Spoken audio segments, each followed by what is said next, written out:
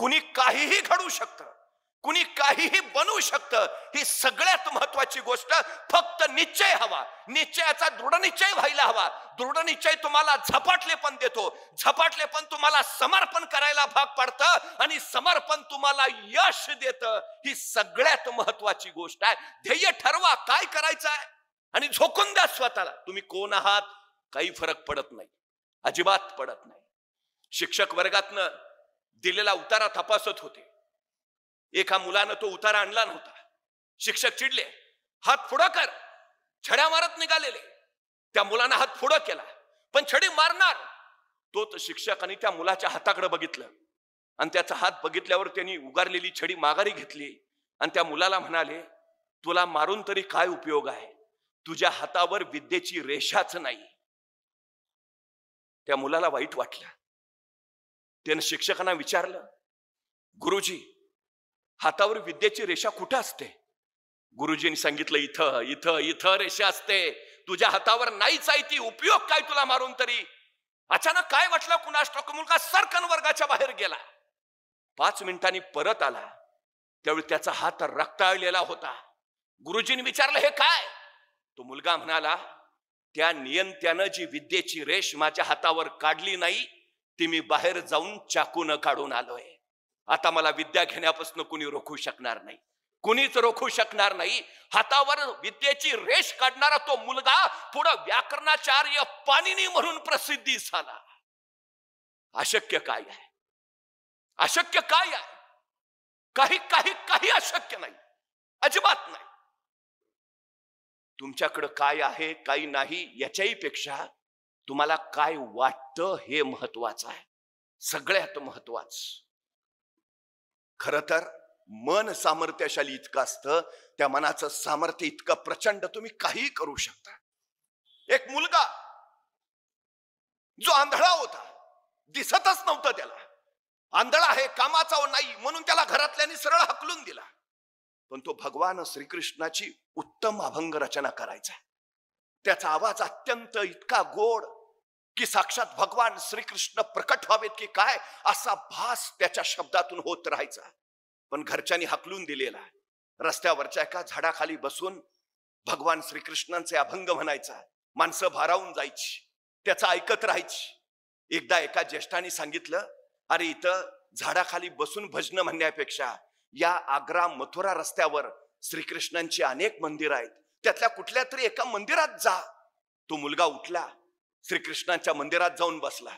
तिथं अभंग म्हणायचा, भजन करायचा, लोक प्रभावित व्हायची. एके दिवशी सकाळी पुजाऱ्याने पूजा अर्चा आटपली, भगवान श्रीकृष्णांची वस्त्र बदलली आणि तो बाहेर निघाला. आणि त्याच वेळी हा आंधळा मुलगा पुजाऱ्यांना म्हणाला, पुजारीजी एक सांगू का? ले बोल ना. नाही, तुम्ही आज भगवान श्रीकृष्णांना पिवळी वस्त्र घातलीत, ती भगवान श्रीकृष्णांना अजिबातच छान नाही दिसत हो. त्या पुजाऱ्याला आश्चर्य वाटलं. अरे तुला डोळे नाहीयेत, तुला दिसत नाही, तुला कसं कळलं मी भगवान श्रीकृष्णांना पिवळी वस्त्र घातलीत? तो मुलगा म्हटला, कळतं हो मला. दुसऱ्या दिवशी पुजारीनी भगवान श्रीकृष्णांना हिरवी वस्त्र चढवली आणि पुजारी निघाले.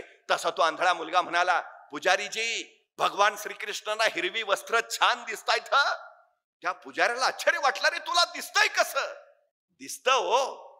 तिसऱ्या दिवशी पुजाऱ्याने वस्त्र न घालता भगवान श्रीकृष्णाला झाडांची पानच वस्त्र म्हणून बांधली आणि तो पुढे निघाला. तसा हा आंधळा मुलगा म्हणाला, पुजारीजी भगवान श्रीकृष्ण पण गरीब झाले वाटतं, झाडाची पानं बांधून राहायला लागलेत. आता मात्र पुजाऱ्याला काही कळेना. अरे तुला डोळे नाही, दृष्टी नाही, तू आंधळा आहे, तुला कळताय कसं? आणि तो आंधळा मुलगा म्हणाला, तन की आंखें नहीं है तो क्या, मन की आंखें तो है. दृष्टीहीन असणाऱ्या त्या मुलानं भगवान श्रीकृष्णांना साक्षात बघितलं, त्यांचं वर्णन त्यांनी केलं. तो आंधळा मुलगा संत सूरदास म्हणून पुढे प्रसिद्धीस आला. आम्ही 10वीत असताना टीव्हीवर रामायण मालिका लागायची. ते पहिलं गाणं सुरू झालं की रस्त्यावरची सगळी माणसं पटापटापटा टीव्ही पुढे जाऊन बसायची. ते अत्यंत लोकप्रिय शीर्षक गीत संगीतबद्ध कुणी केलं होतं माहिती आहे? रवींद्र जैन. दोन्ही डोळ्यांनी आंधळे होते. बिथोवेन नावाचा जागतिक कीर्तीचा संगीतकार ज्याचं संगीत आजही जगाला वेडं करतं, तो बिथोव्हेन दोन्ही कानांनी बहिरा होता. त्याला काहीही ऐकू येत नव्हतं, काहीच. ज्याला स्वतःला ऐकू येत नाही, तो बिथोव्हेन इतरांचे कान तृप्त करणारा संगीतकार झाला. काय विलक्षण असेल. एक खेळाडू, तरुण मुलगी रेल्वेने निघालीये. अचानक काही गुंडांची तिच्यावर नजर पडते. तिच्या गळ्यातल्या सोन्याच्या चैनकडे त्यांचं लक्ष जातं. ती हिसकावण्यासाठी ते धडपड करतात. ती तरुण मुलगी खेळाडू त्या गुंडांचा प्रतिकार करते. चिडलेले गुंड तिला सरळ रेल्वेतनं ढकलतात. ती समोरच्या रुळावर पडते. भरधाव वेगानं दुसरी रेल्वे येते. तिच्या पायावरनं सरकन जाते. तिचा पाय काढावा लागतो. खेळाडू असलेली तरुणी आता मैदानावर उतरू शकणार नसते, पण ती हरली नाही. पाय असलेली माणसं जे करू शकत नाहीत, ते मी पाय नसताना करेन असा निश्चय तिनं केला. आणि एका पायाच्या बळावर तिनं अशक्य कोटीतलं कार्य केलं. तिनं एव्हरेस्ट सर केला. एका पायावर एव्हरेस्ट सर करणारी ती अरुणिमा सिन्हा सांगते, तुमच्याकडं काय आहे किंवा काय नाही हे महत्वाचं नाही. तुम्हाला काय वाटतं ते महत्वाचं आहे. तुम्ही ते करू शकता, करू शकता. एरिक वेहनमेयर दोन्ही डोळ्यांनी आंधळा आहे, त्याला दिसतच नाही. जगातला पहिला अंध व्यक्ती आहे ज्यांनी एव्हरेस्ट सर केला. पत्रकारांनी त्याला विचारलं, अहो तुम्ही आंधळे आहे, तुम्हाला दिसत नाही, मग तुम्ही एव्हरेस्ट कसं काय सर केला? एरिक वेहनमेयर म्हटला, म्हणूनच केला, आंधळा आहे म्हणूनच केला. म्हणले म्हणजे? नाही, मला अडचणी दिसल्याच नाहीत ना. माणसाचं लक्ष ज्यावेळी अडचणींकडे असतं त्यावेळी तो अडचणीतच अडकून पडतो. मला दिसत नाही त्यामुळे मला अडचणीच दिसल्या नाहीत, मला फक्त माझं ध्येय दिसत होतं म्हणून मी पोहोचलो. अशक्य काही नाही या जगात, काहीही अशक्य नाही. आंधळी असणारी माणसं विक्रम करतात, पाय नसलेली माणसं एव्हरेस्ट चढतात. आपल्याला कठीण काय आहे? धडधाकट आहोत आपण. अडचण काय आहे? काहीही करू शकतो, काहीही. विश्वास हवा आपल्यावर. यस आय कॅन, मी करेन, करेनच. सगळ्यात महत्वाचा भाग आहे तो हा, सगळ्यात महत्वाचा. आय कॅन, मी करेन. शाळेचा निकाल लागला. अनेक विद्यार्थी सरांकडे गेला, सर दुसरा नंबर कुणाचा आलाय? सर म्हटले, अरे पहिला नंबर कुणाचा आलाय असं विचारायचं असतं, तू दुसरा नंबर कुणाचा आलाय असं कसं विचारतो? तसा तो मुलगा म्हटला, सर पहिला नंबर माझाच येणार ते मला माहिती आहे, दुसरा कुणाचा आला ते सांगा. याला आत्मविश्वास म्हणतात. त्या मुलाचं नाव होतं विनायक दामोदर सावरकर. आत्मविश्वास. पहिला मीच आहे, दुसरा कोण आहे ते सांगा. हा मी करेन, करेन, आय कॅन. आत्मविश्वासातून ऍटिट्यूड जन्माला येतो, दृष्टिकोन. हा आत्मविश्वास हवा, सगळ्यात महत्वाचा. एकदा निश्चय झाला, अशक्य काही नाही हे कळालं की मग आपण काहीही करू शकतो. फक्त एक, जे ठरलंय तेच करा. पर्याय ठेवू नका, अजिबात ठेवायचे नाहीत, अजिबात नाहीत.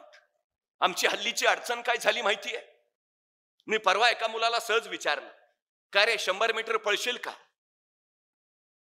तो 5 मिनिटं माझ्याकडेच बघत बसला. अरे म्हटलं 100 मीटर पळशील का? मग त्याने हळूच विचारलं, 100 मीटर म्हणजे किती? मला लक्षात आलं. मी म्हटलं, अरे तू काय खेळबिळ खेळतोस का नाही? म्हटलं सगळे खेळ खेळतो, क्रिकेट खेळतो, फुटबॉल खेळतो, व्हॉलीबॉल खेळतो, बॅडमिंटन खेळतो. म्हटलं मग एवढे सगळे खेळ खेळतो, दिवसभर मैदानावरच असतोस का काय? तो म्हटला, मैदानावर नाही, मोबाईलवर खेळतो. म्हटलं मग बरोबर आहे, तुला 100 मीटर कळणारच नाही. मग त्याला सांगितलं, इथून तिथपर्यंतचे अंतर आहे, त्याला 100 मीटर म्हणायचं, पळशील का? म्हटलं करतो प्रयत्न. आता तुला काय 5 किलोमीटर सांगतोय का पळायला? 100 मीटर. तो म्हणला करतो ना प्रयत्न. मग त्याला मी विचारलं, बरं मला सांग, हे 100 मीटर अंतर पार करायला तुला किती वेळ लागेल? तो 5 मिनिटं अंतरच बघत बसला. अरे म्हटलं सांग ना. मग हळूच म्हटला, 5 मिनिटं तरी लागतील. 100 मीटरला 5 मिनिटं?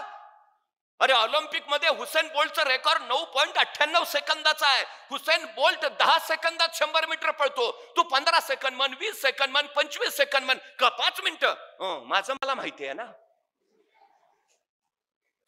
अरे तुला सांगितलं ना 5 मिनिटं लागतील. मला सुचायचंच बंद झालं. तेवढ्यात त्याचा मित्र धावत आला. ए पळ, कुत्रा पिसाळलाय. एवढ्या भयान वेगात पळत सुटला. 7 सेकंदात 100 मीटर. मी त्याला म्हटलं, तू तर हुसेन बोल्टचं रेकॉर्ड मोडलंस. त्याला 10 सेकंद लागतात, तू 7 सेकंदात पळलास. म्हटला मग कुत्रा मागं लागला होता. म्हणजे 7 सेकंदात 100 मीटर पळायची क्षमता तुमच्यात आहे. बाहेर कधी आली? संकट आलं तेव्हा. मग संकट चांगली आहेत का वाईट आहेत? संकटांचं स्वागत करायला हवं. संकट तुम्हाला अडवायला येत नाहीत. संकट तुमची उंची वाढवायला येतात. अडथळे तुम्हाला रोखायला येत नाहीत. अडथळे तुमच्यातल्या क्षमता बाहेर काढतात. अडचणी तुम्हाला थांबवायला येत नाहीत. अडचणी तुमच्यातली कौशल्य बाहेर काढतात. संकट, अडचणी, अडथळे यायलाच हव्यात, कारण त्याच तुम्हाला घडवतात. ही सगळ्यात मोठी वस्तुस्थिती आहे, सगळ्यात मोठी. या जगात असा कुणी नाही ज्याला संघर्षाशिवाय काही मिळालंय. कुणी नाही. संधी नशिबाने मिळते, पण यश नशिबाने मिळत नाही, अजिबात नाही. तुम्ही भाग्यवान आहात. तुम्हाला असे आई वडील लाभलेत की जे तुम्हाला शिकवू इच्छितात, जे तुम्हाला काही बनवू इच्छितात. तुम्ही भाग्यवान आहात. तुम्हाला लोकसेवा स्कूल सारखं स्कूल लाभलंय, जे तुमच्यातनं विक्रमवीर तयार करू इच्छितात. नशिबवान आहेत, पण संधी नशिबाने मिळेल, यश नाही. त्यासाठी तुम्हाला संघर्षच करावा लागेल. त्यासाठी तुम्हाला कष्ट करावेच लागतील. ही सगळ्यात आणि सगळ्यात महत्वाची गोष्ट आहे. सगळ्यात. लाल बहादूर शास्त्री, घर एकीकडं, मध्ये गंगा नदी आणि पलीकडं शाळा. रोज काठावर जाऊन उभा राहायचे, नौकेत बसायचे आणि मग शाळेपर्यंत पोहोचायचे. पण परिस्थिती हलाखीची, गरिबीची, खिशात पैसे नसायचे. एके दिवशी शाळेत जाण्यासाठी गंगेच्या काठावर आले.